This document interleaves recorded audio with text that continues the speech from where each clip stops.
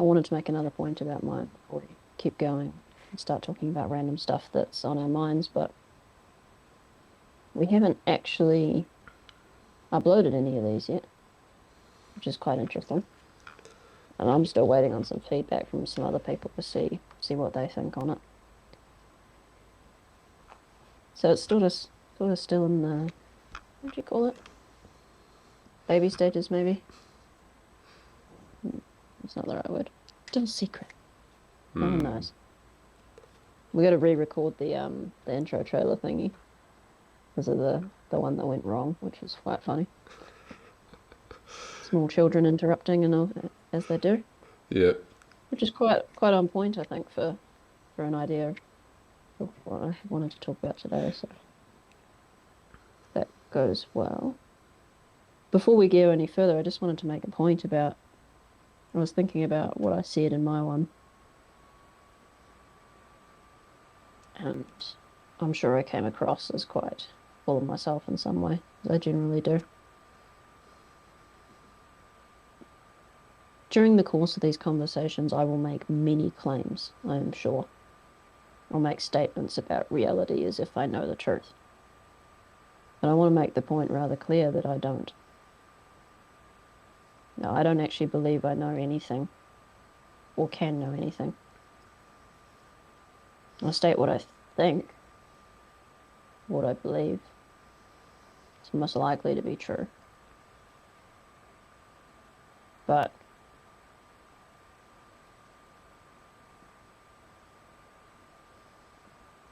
I think too many people feel like they have to be right, particularly on the internet.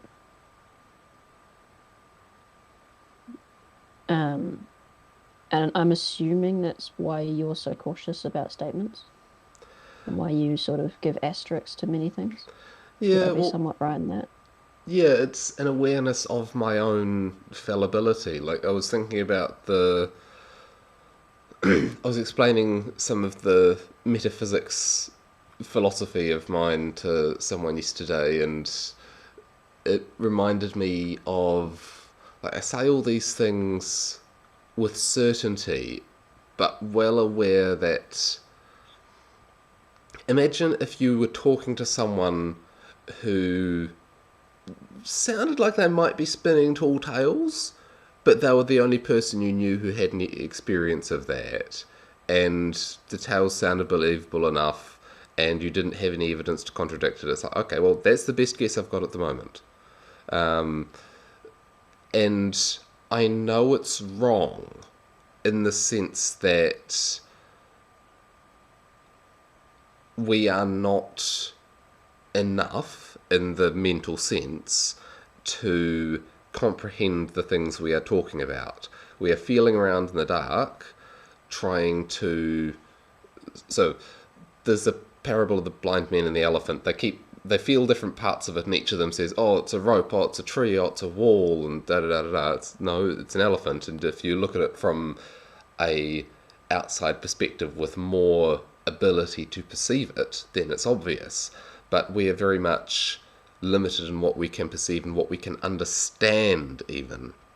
So I know that my guesses about things, the nature of reality in particular, are wrong.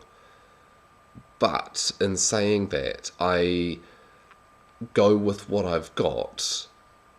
Oh, there was someone whose things I read on the internet who had something click for him a while back because someone on the internet said, "You always think you're right, don't you?" And he's a little bit autistic, so he's immune to social pressure in many ways. And it's like, well, yes, that's why I said it. It's like Sounds familiar. if I didn't think it was right, I wouldn't say it. And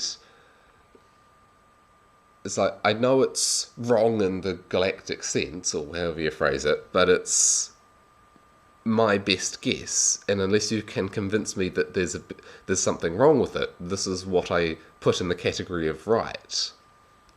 Mm. But in knowing I that, think, like, I can be perfectly happy that two religions are both right, even if they contradict each other. It's like It's like a 5-year-old describing a rocket as either a giant fart or like a giant candle. It's like, well, yes, there's truth to both of those from the understanding of that's possible for a 5-year-old. I think there's also a point there about the threshold for stating something is true. Um, Throughout our friendship, I suppose that I've been very willing to just say things as statements of fact that I don't know. Mm. And I think it might be something to do with I have a lower threshold of requirement to believe a thing. Whereas I find that you're very interested in the details and you want to work everything out a lot more before you make the statement. I can see both sides very It depends on easily. the topic. Yeah.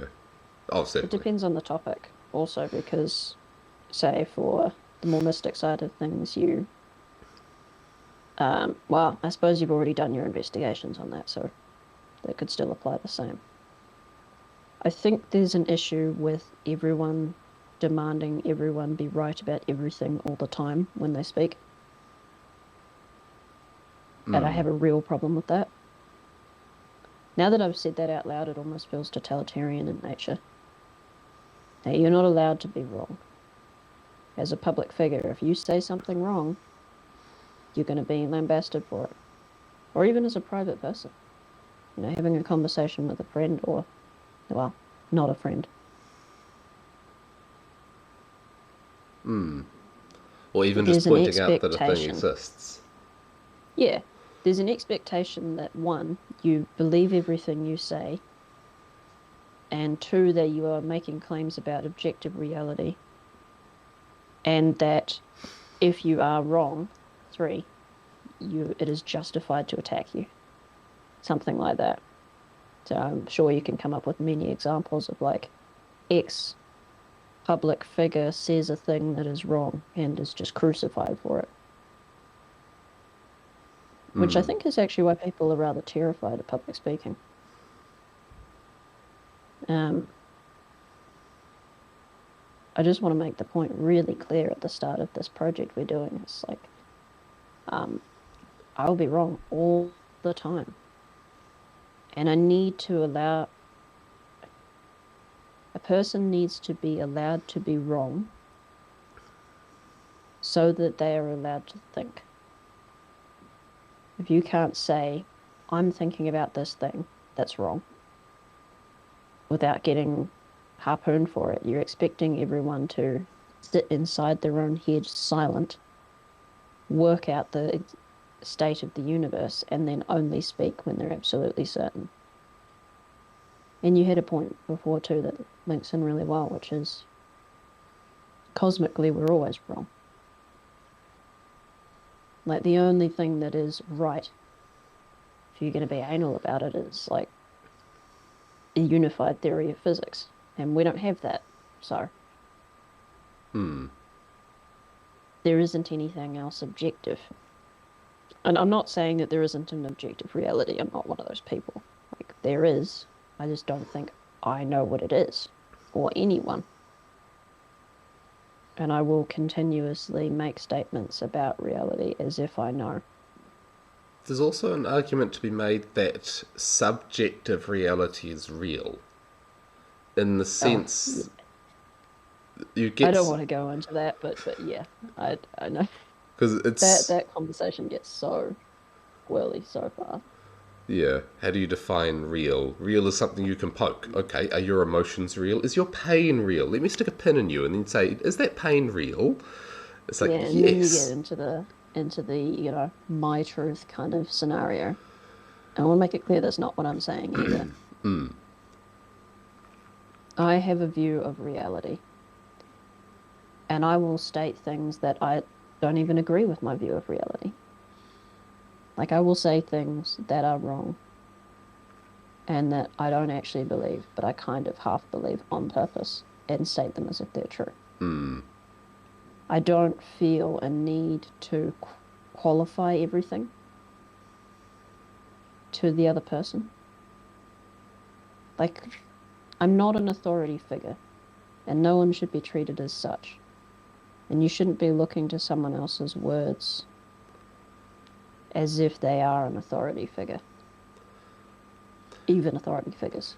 The argument from authority as a logical fallacy is an interesting one because we do not have the mental capacity to think through everything that we encounter in its fullest and do all the research. So Yeah, finding, only God could know it all.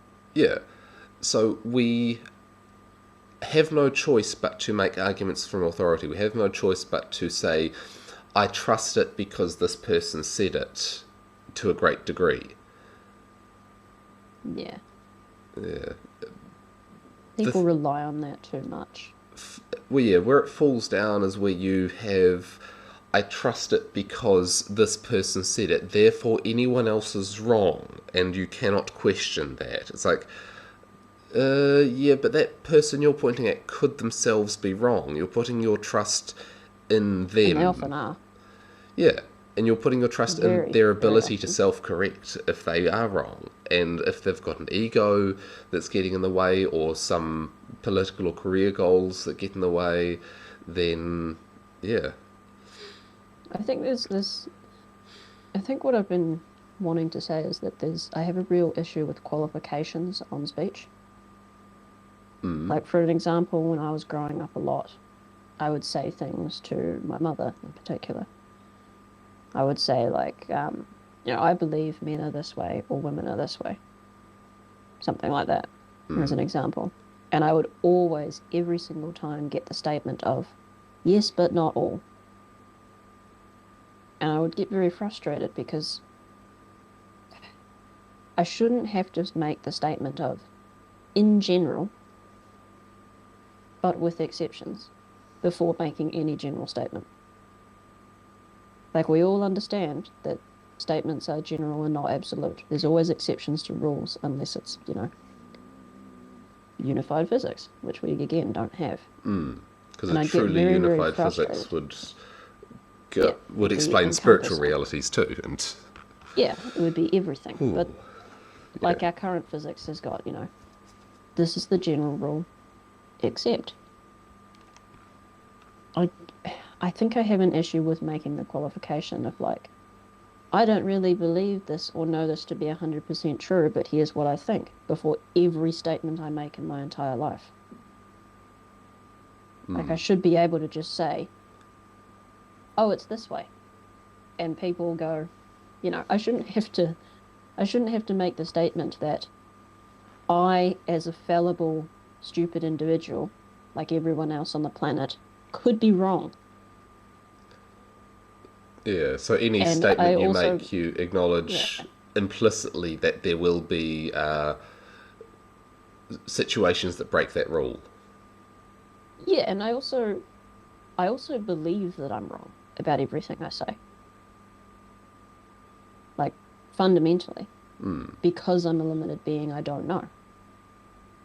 Like, I might say, I might make a claim or a thing I believe, but I don't understand why it would be denigrating to reputation or the image of an individual to be wrong. I see so many people who speak in a public way and they have to be so careful with their words because they're going to be attacked for saying something incorrect. This is like And it's too high of a standard.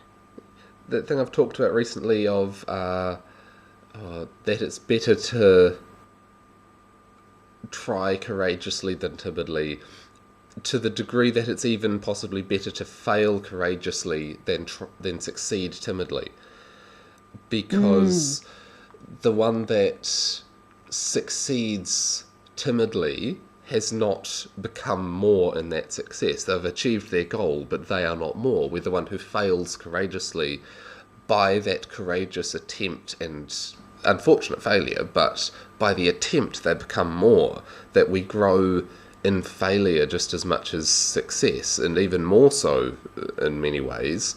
So people are aiming at success instead of aiming at becoming more.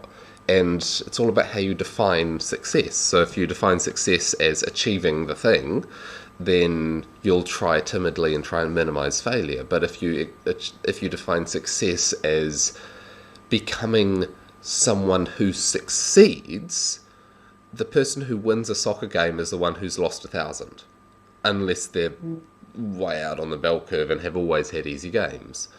Yeah. The fool. The fool being the precursor to the master. Yeah, it's like, I think it's also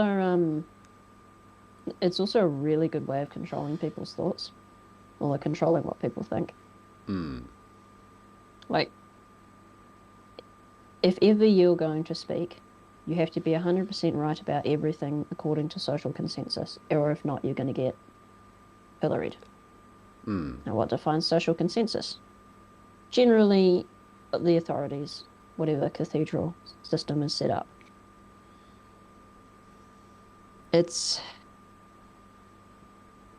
I find it so constraining, and I don't want to have to abide by those constraints. I should be able to say something ridiculous and absurd and not get attacked for it. or people then would It's like, respond with saying, that's ridiculous and absurd, but that's a different thing to attacking you as an individual. yeah, it's a different thing to say, well, that's weird. Why do you believe that? Than to say, you know, how dare you? How dare you think? Yeah, how dare you think? That is exactly it. Because if you're not willing to be wrong, then you can't think. All you can do is spout the party line. What does the party believe? Because at the end of the day, that's who defines authority in our world, which is terrifying. And I really wanted to make that statement hard at the start of this, because I think, as you well know, and when we covered in my self-exploration, that I will just make a statement of, oh, that's wrong, or this is how it is, or I think this. And I shouldn't have to, before every statement, go, well, I could be wrong, and I don't know much, but here's what I think, and here's the evidence, and like be really on the fence and set myself up to be disproven and still hold on to reputation. Like, I am not my ideas. I'm That's a distinction I think is... observer, maybe? Yeah, not many people these days conceive of that distinction, that I am not my ideas, I am not my mind. Because it's like you made the point in a previous conversation we've had, I don't think we were recording it, about the mind and the intellect being sort of the pinnacle of a pyramid of the rest of the self, where you've got the physical body, you've got the sort of nervous system and its level of intelligence, you've got your emotions and instincts, you've got your mind, and relying entirely on your mind is wrong because it is a small part of who you are, and so you're cutting off most of yourself. But there was another version of that, or implication of that linked into something else I'd learnt before that came up later, that it's like the rider is a small part of the rider and horse, or you are a small part of your car. It's not that you must let the emotions or the instincts have control. It's that you must work together as a unit, rather than don't try and walk there, get in a car and drive. But don't point the car in the wrong direction and drive backwards. Yeah, we often think that all we are is the top. There's got to be a better analogy for it. It's like a building without supports. We think we're the third story and that we can just exist as that. And we go wandering off in some direction as if the third story could move and then fall over because, we need that foundation. Interesting point about that, which is a good segue, is listening to the Gabor Mate Rogan interview from like probably a year ago now, the old backlog. And he made a point about we technically have like 3 brains, not in the physical sense of what we think of as a brain, but as an information processing center, which works very well with the pyramid analogy. So when I was talking to you about that, which I don't think was recorded, I think you're right about that. I was talking about moving away from the brain and moving down the structure towards the base. Because there's actually more down there. More information, more value, more being. And that the pinnacle of the structure, the rational mind, is like the tiniest expression of the totality of our existence. But I think the rational mind, in our current state of existence, it's not that the rational mind needs to be left behind so that those deeper levels can come to the surface. It's that it's like a conductor who uses the oboes and the big trumpets as part of the orchestra. I actually disagree with that. Okay. I think that the rational mind is the tail end of the process. I don't think it's leading. I believe quite strongly, actually, that the rational mind is along for the ride. Like the last machine on a conveyor belt process. Or if you're going to make a driving analogy, it would be a trailer at the back, something like that. It's collecting everything that's brought to it and then processing it out into a way that we call, understanding. But I don't think it's the director of the process. And I don't think it needs to be left behind. It's that we need to put it aside and delve into the deeper parts, because in our culture at least, the rational mind is explored enough.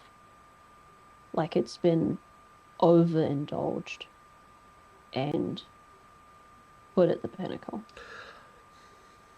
We need to go to the other places because they're the places that aren't gone to.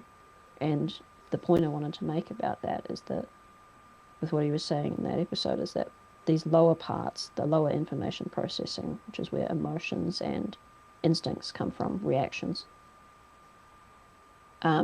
significant childhood trauma actually separates the connection between the 3 parts. And it makes you a disunity in such a way that one will lead away from the others, which is in general the rational mind, although in others it's emotionality that takes control. So rather than being a unity where all things are informed by each other, it's fractured due to trauma. Yeah. I think then one of them runs away. I think in the case of trauma, definitely, and in the case of, for most people, they see the way they're going and assume that is them, just as a single whole. But what I'm conceiving of, I guess, is the integrated and conscious individual, so more the potential than the way it normally occurs, where the rational mind, the consciousness, rather than being the director or commander, is more like the facilitator and the mediator of a debate. So they're aware of all sides contributing to it. And it's like, I think mediator is the right word, yes. Yeah. Emotions have this need, instincts have this need, body has this need, and there is this goal that we are striving to achieve together. Let us bring these all together and find a way to make it happen. Okay, body, your need will have to wait a while till we get a girlfriend.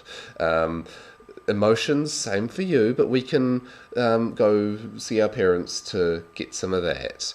And intellect, okay, we're working with you to achieve this short-term goal at work at the moment.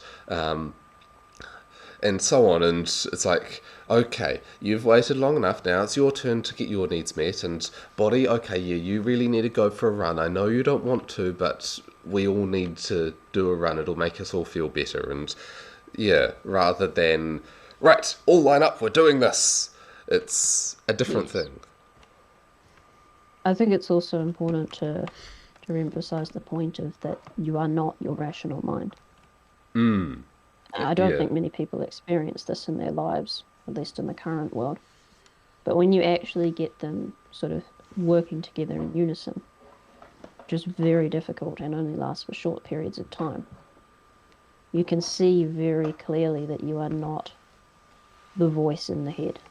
You are not the talking part of the brain. Who's the you that's It looking at it? is, yes, you're the observer.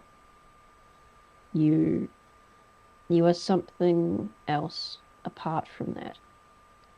When you get them all working together, it's like you unlock a higher instinct, almost. A sense, it's a feeling, almost a vibration, I'd say. Yeah. It's really weird. It sounds crazy to people who haven't experienced it, but those of you who have will know.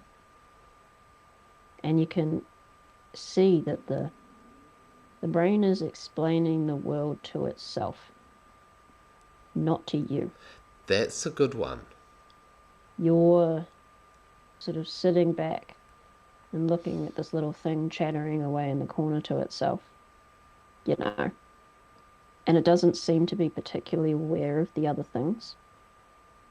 Like, you know, you do something on impulse, or you'll say like binge eat something out of emotional pain, or you'll reach for a sugary thing out of emotional pain because of endorphins, and you'll see the brain in the corner going, oh, I really like this flavor, I need to treat myself because I had a hard day at work. And if you're, you know, present enough in the moment, you can see, like, no, that's not why you're doing it. You didn't make that choice. You're just explaining it to yourself to make you believe you had the control.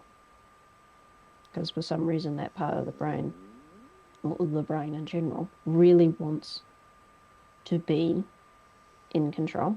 It thinks it's better than the others, which is, I think, where the rationality, the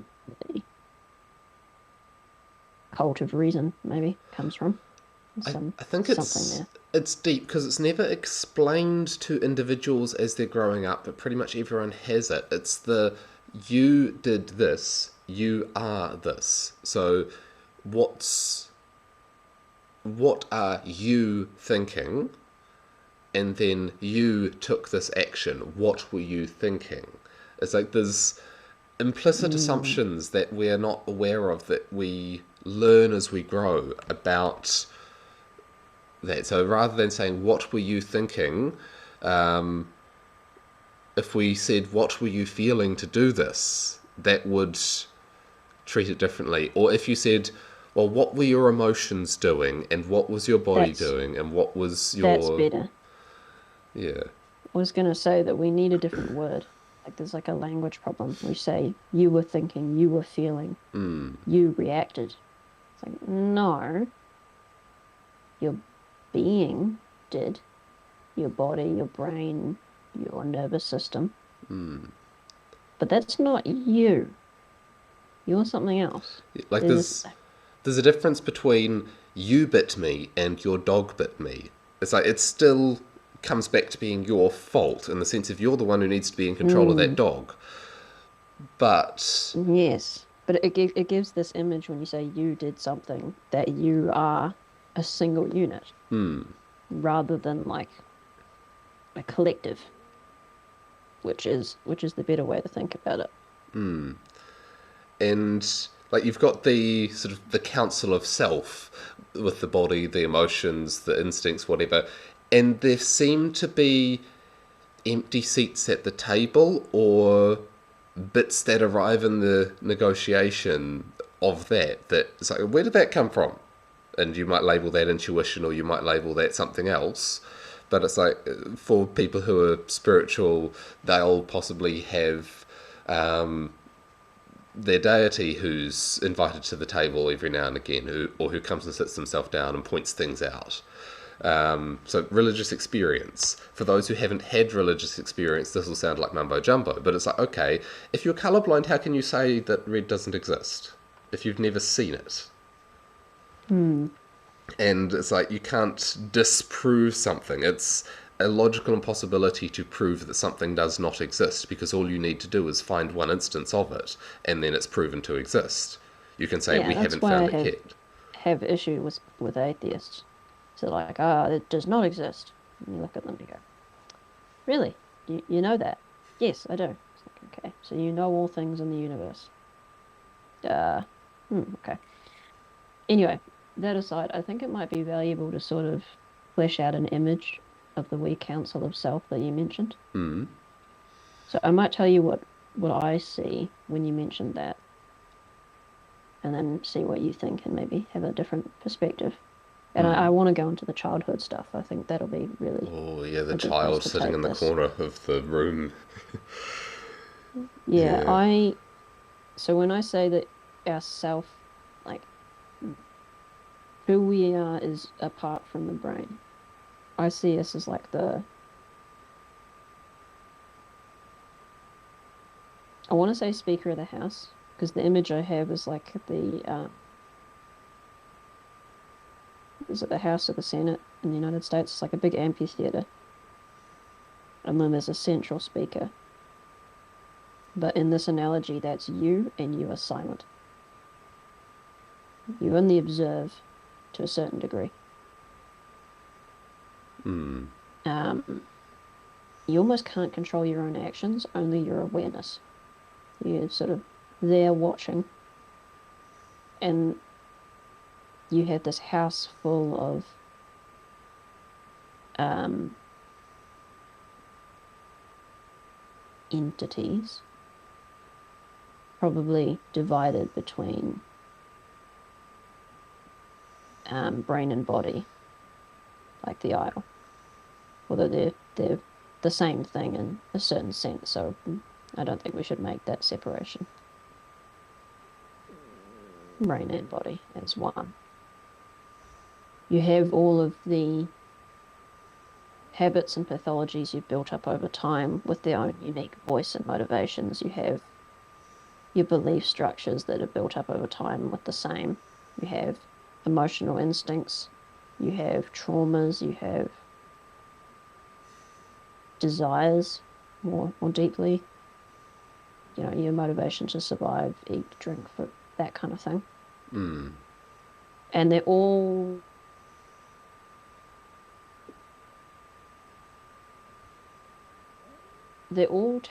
attempting to take control at once.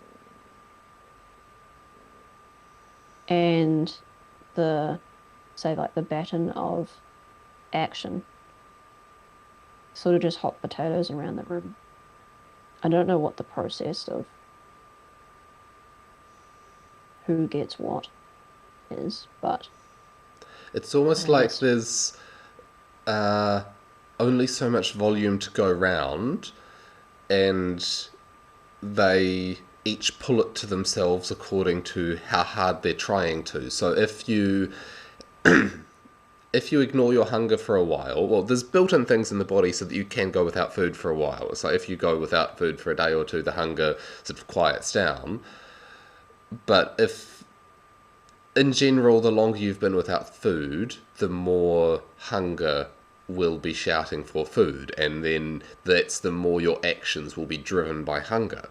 And like, there's the trope of things people do while horny. Like, that's a case of the uh, the the volume, the baton, getting pulled by one part of yourself, and then the rest of yourself that gets it later is like, oh god.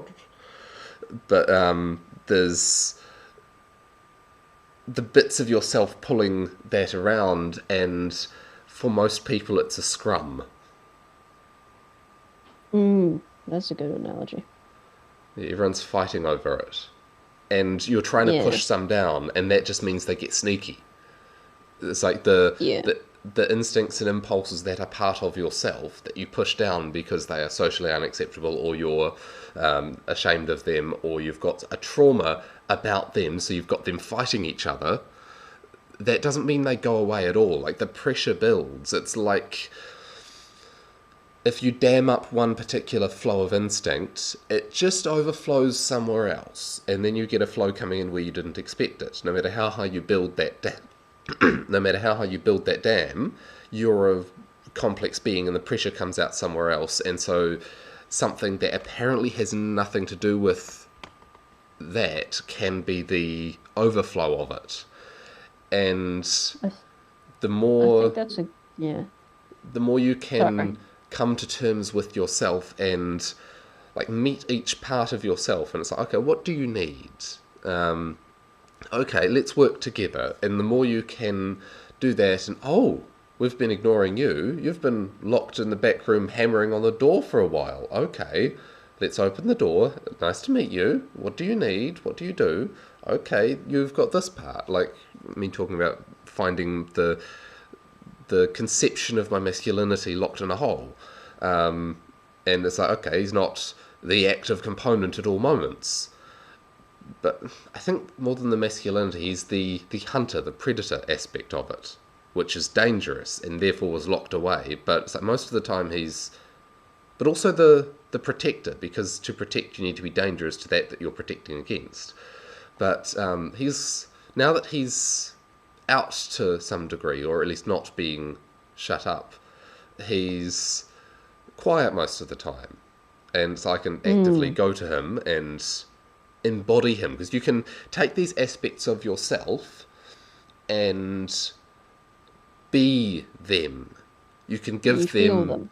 yeah, you can hand them the baton. It's like, okay, let's see what you do when I hand you the baton, so you can say what you want to say, because sometimes you can't actually know what they want to say unless you do that. Yes, And and I think that you get that through emotion. You allow that spirit to fill you, old to the old language, and then you feel what it is feeling. I think you made a great point, which is that you need to bring them to the table. You need to listen to them with respect and reverence. They'll tell you what they have to say, and then they will be quiet. And I also wanted to make the point, because otherwise they're all sort of yelling to get you to listen. You pay attention to them with the eye in the middle of the room. They say their piece, and then they sit down. And you can go through them all that way, and then the room is quiet. And I think when the room is quiet, then the eye at the center of the room can speak. But I think the real key to that point, and this comes back to the religious statement, the eye at the center of the room, the you, that you can control the attention and look around. I don't think you control the speech. I think as in what each part says. no, no, that's not what I mean. I mean, no, you can't control that either. Okay, I'm trying to think of how to work it into the analogy. So you interact with all of them. You say that you understand the part of you, that you have respect for it, that you appreciate what it does, and you listen to its advice, and then it calms down and it sits down. And you do that for all of the things, and then you have a calm mind, a calm state of being. And in that calm state of being, you as the central figure can ask a question. And I think something else answers. It almost feels like the something else is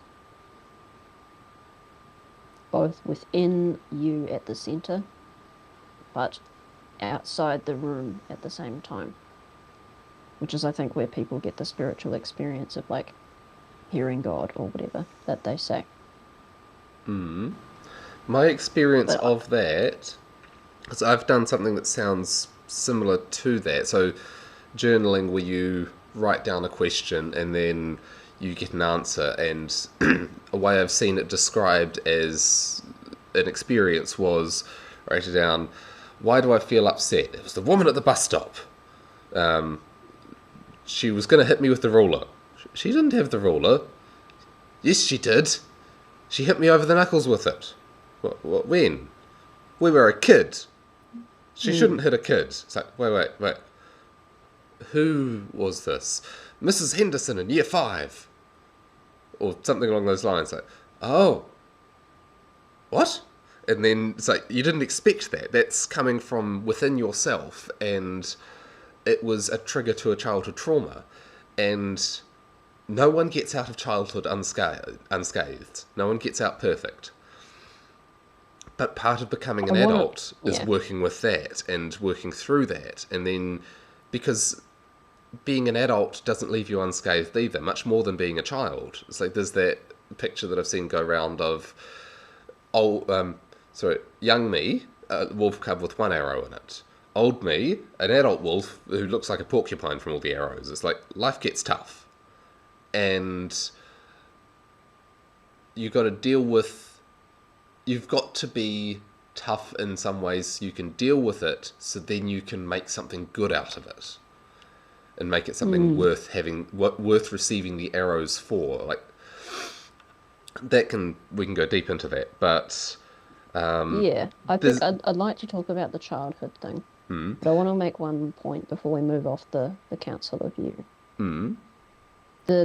What you were describing to me just then, to my ears, sounds like listening to one of the voices at the table. Yes, or opening the tables, like, who wants to speak?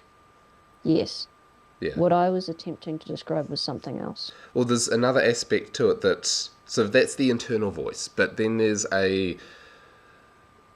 sometimes there's a voice. It's like you're sitting in the chamber of self, at the table of self, and it's like you ask a question. It's like, does anyone not at the table want to speak? And then sometimes you get a reply, or it's like, does this individual who I've met before, called Jesus or whatever, who's not at the table, have anything to say? And then you get a reply out of the dark beyond yourself.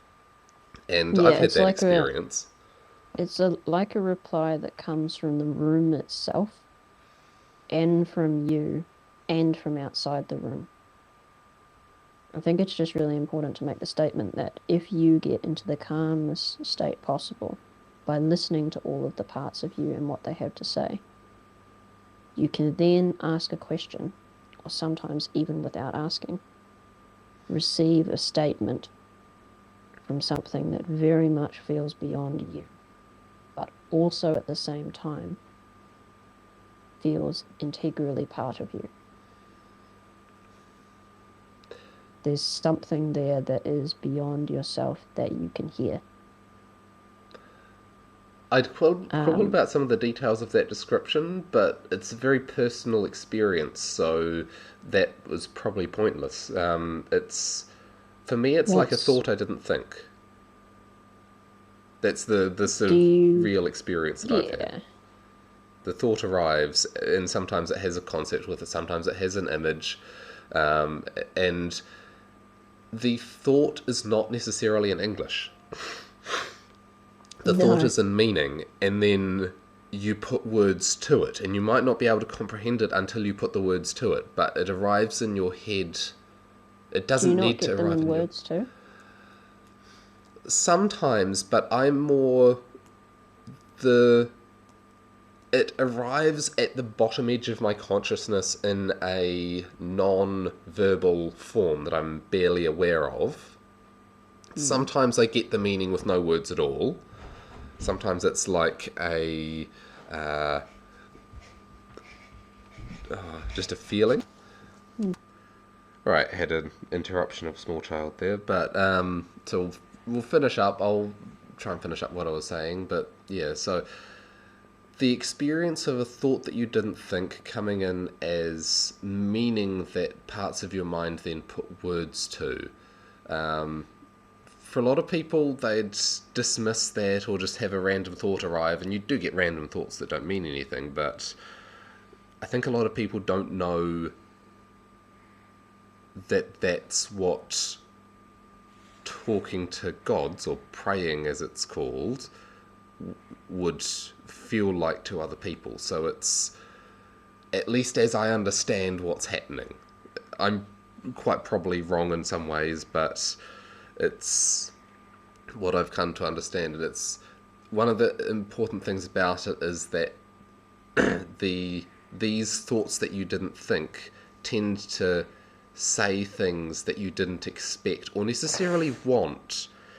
The If it tells you only what you want to hear, like, oh, you're wonderful, your dreams will all come true, you just need to carry on doing what you're doing and then you'll get what you want. It's like, yeah, Yeah, nah. that's not it. Yeah, but if it's like, oh, you want a special relationship with a special someone, hurry up and wait. But I I want it, think I need it now. It's like, nope, you gotta wait. I think your point about people not quite knowing that what this is, I think I have slight issue with that. Because I think that if you actually One sec. experience this, Hold up. Go. yeah, I think that when you experience it, you know that there's something significant and meaningful about it. And I think that many people just simply don't experience it because of the chaotic state of mind or because of disunity in their being caused by trauma as a child. Yeah, that makes sense. And I think that's a good place to leave it. We've got to go do family stuff, but I think that we should go into the effects on adults of childhood trauma, because I think it's one of the most important issues of our time and no one talks about it. And it really doesn't go away just because you are in a bigger body. It's like there's that No. meme or idea of, I don't know how to adult. Who said I could adult? And yeah, the idea I of think, processing the issues that are left over from your childhood instead of just coping yeah, with them. I Yeah. think our society has been very sick for a long time due to not bringing family traditions from before industrial times into the modern age. And trauma just gets passed down generations, and I think it's been horrific on the modern world. I think a lot of the complaints that people have about how bent out of shape we are has a lot to do with this. And I Yeah. think one thing people could understand pretty deeply on this is not feeling worthy of being loved, Yes. severe insecurity. And it's my belief that that comes from such advice as don't pick up your child when they cry when they're a baby, which is the standard advice.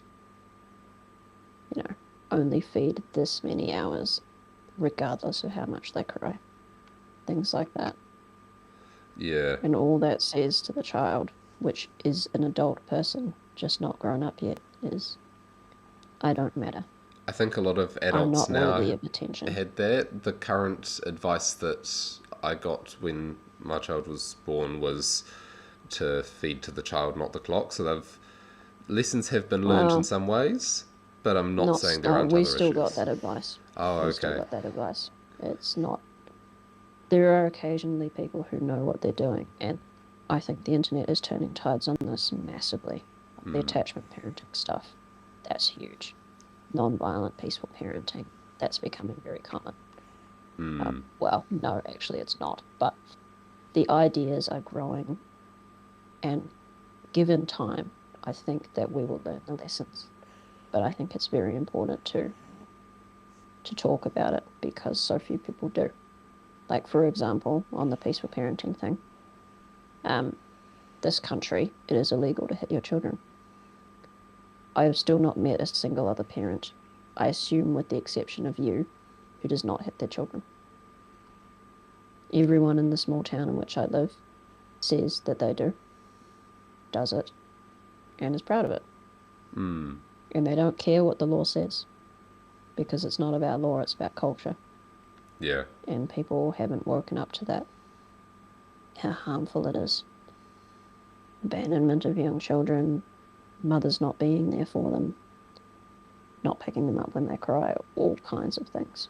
Yeah. And I think it would be a very good conversation for us to have because of the differences in the way we were raised.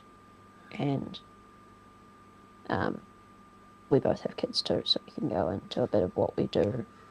And for me, what I did in the past that was not so good. Yeah, we can't talk to teenager, but we can talk to preschool.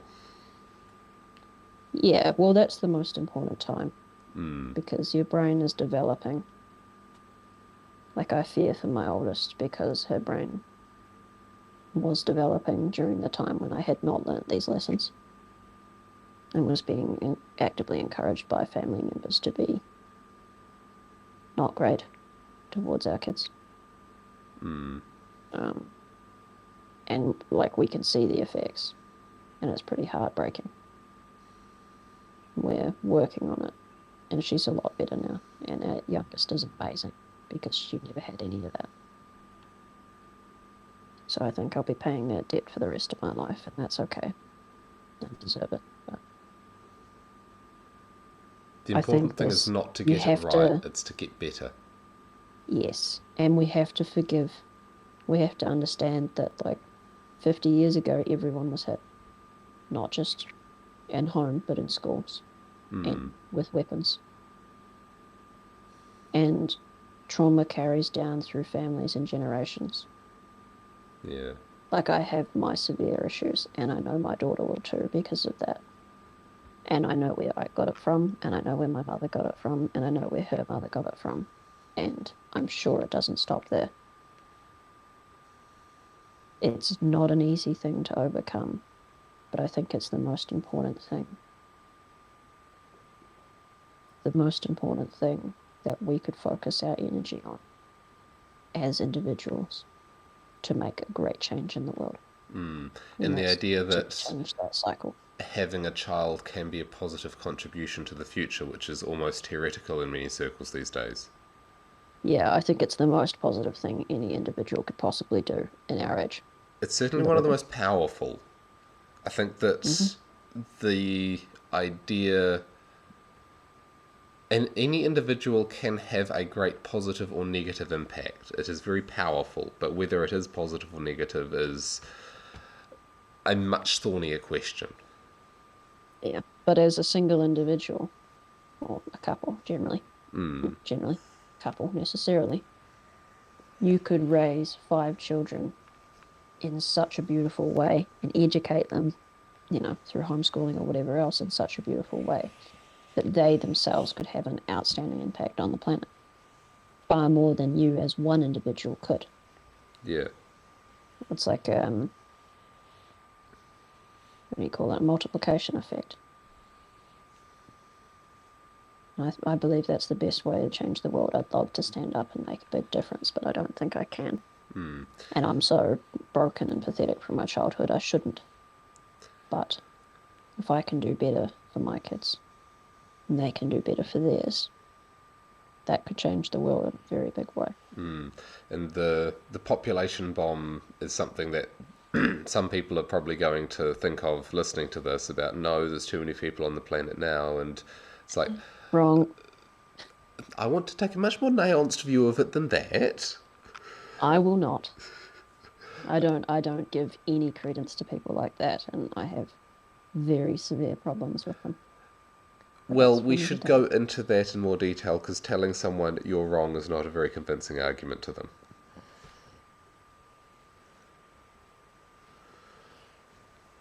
Like, it's just so absurd.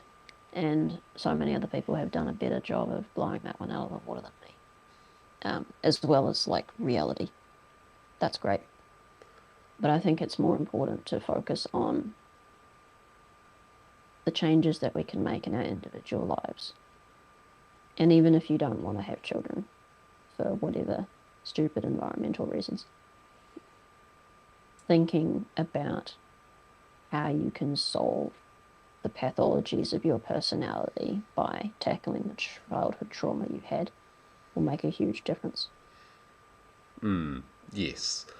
If me 10 years ago heard you talking like that, it would be rather disagreeing and thinking that you didn't understand the problem. So I think we definitely need to go into that to satisfy me 10 years ago. Okay. Anyway, I don't want to do next political time stuff, but yeah, all right. I can see we'll that's we'll a wrap up. necessity when talking about I children, is need to making give an aside for some that. attention to little one here, so Yes. I'm nearly done. Go and that's all right. We're all done. You go and do your Okay. fatherly duties, as that's the point of that statement. And thank you all for listening today. And we'll see you next week. Yep. Bye. Hope you enjoyed it.